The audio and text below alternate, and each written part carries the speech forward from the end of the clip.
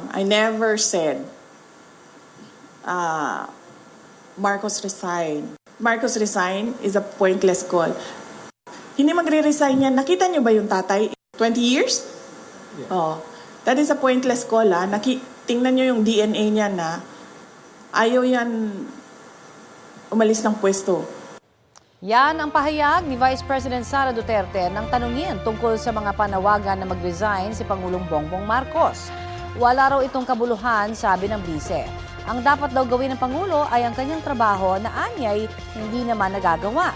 Hiling ng bise, pumayag na si Pangulong Marcos na magpa-drug test at sagutin ang issue ng national budget. Dagdag pa niya, hindi sapat ang ginagawa ng Pangulo kontra katiwalian.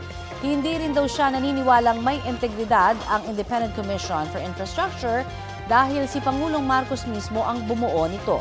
Sagot naman ni Palace Press Officer Undersecretary Claire Castro, puro salita at bintang lang ang bise.